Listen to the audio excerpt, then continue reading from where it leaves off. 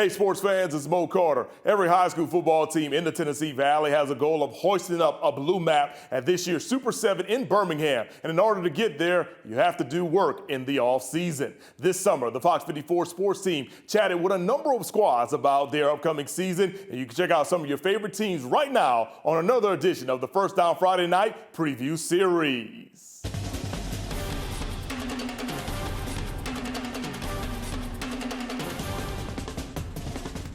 Yeah, I'll introduce him.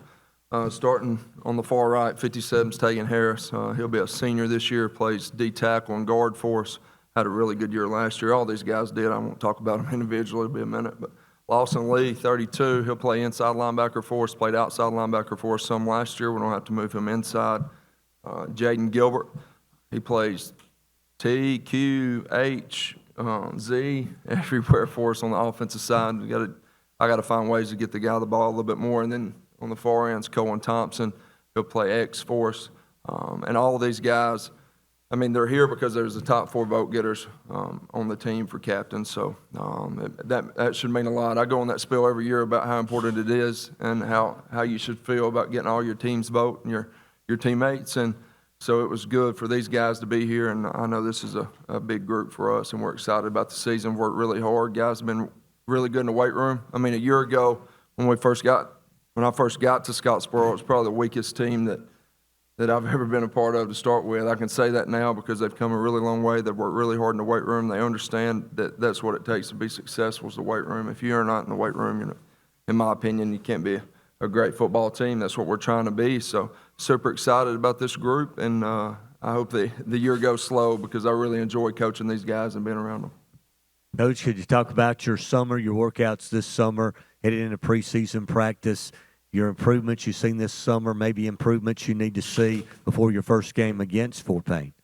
Yeah, guys have done a really good job just trying to put on good body weight. I think we were going to be light, we know, but our guys have done a really good job the entire offseason of putting on body weight and trying to get stronger. You know, we're going to be young in the box. We're going to be older on the back end, but young in the box. You know, we're replacing 7, 8 guys on the defense, and most of those guys are D linemen and inside linebackers. So we're going to be young there. So we'll have some growing pains. So we're going to continue to need to see that group get a lot better as we go. And I think we have the potential to be a good defense. But we have a long ways to go there. I think we've gotten better. And then offensively, replacing 4 guys.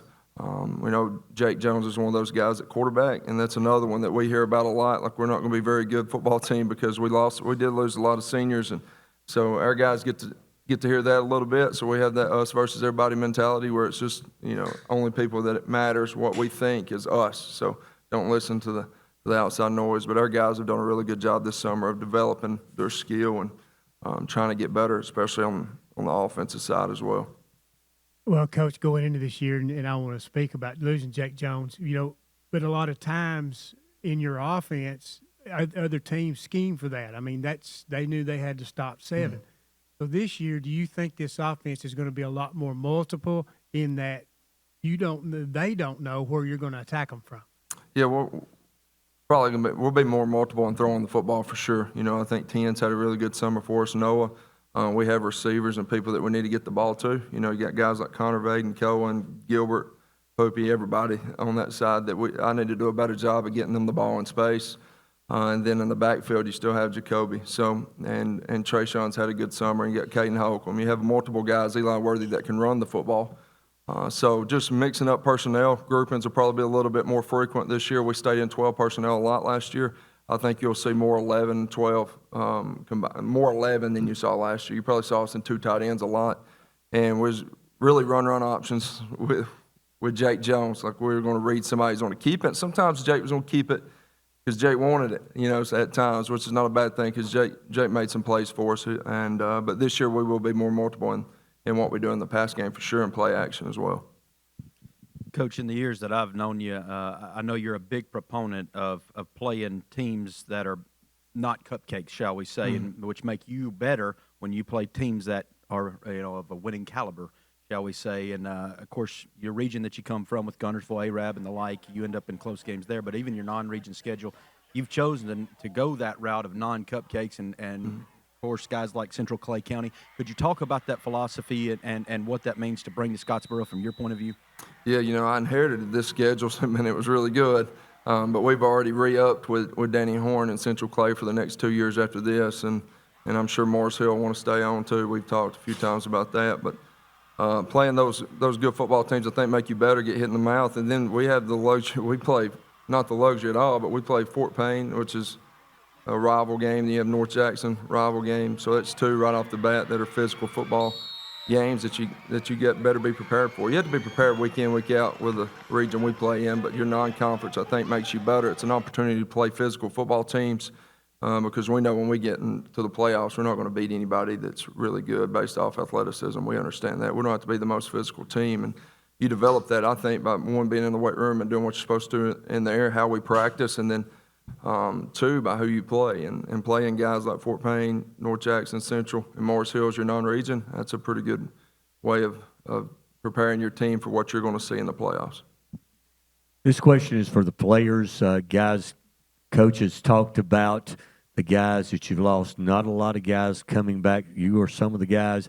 Talk about, as you've worked out this summer, some of the young guys that may not have got a lot of playing time last year that you think has got to step up into a bigger role this year?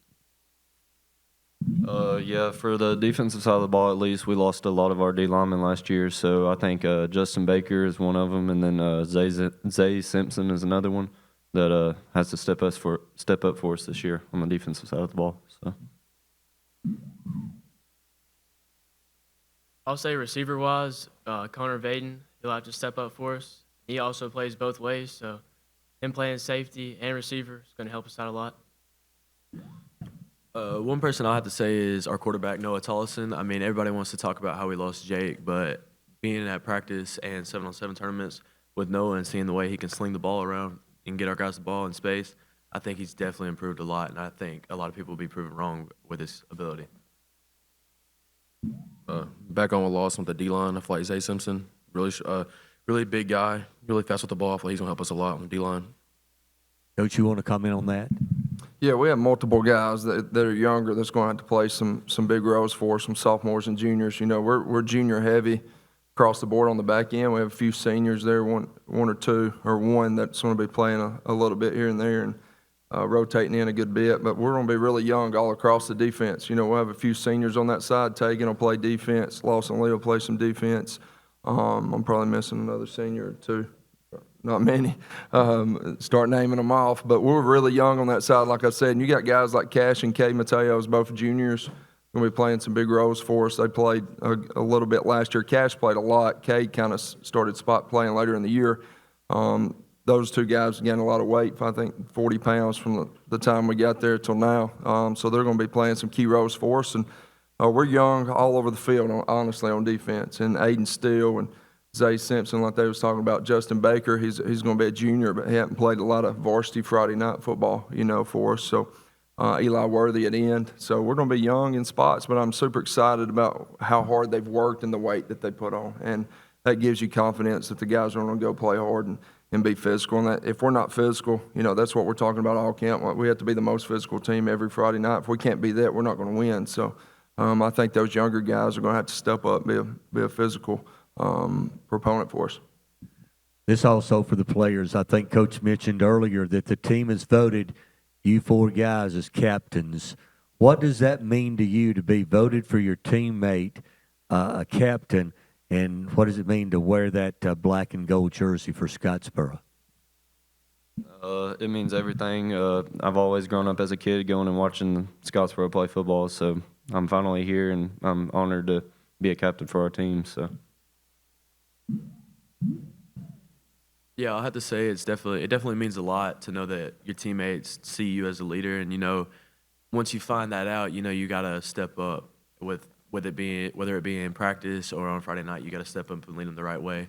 And wearing black and gold, I mean, you walk around Scottsboro, everybody talks about the football team. It's a big deal in Scottsboro, so it definitely feels good to know that you're a part of that team. It feels good knowing your teammates trust you that much to be a leader. Like one of our coaches said today, being a leader is fun until it isn't. Like nobody wants to be that guy that's, you know, when you're down 21-0, you're just everybody's yelling at each other. I mean, you have to be that guy that calm everybody down and be like, let's get back in this game. Like against Arab, we were down early, and then we had to come back and pull it out. So it feels great knowing your teammates trust you enough to be a leader on the team. Well, Yeah, it Coach, feels- Yeah, it feels great knowing your teammates look up to you that much, and means a lot. well, Coach Vann, I want to ask you this. You know, last year when you come in, you talked about getting terminology, getting these guys in the weight room, getting them stronger.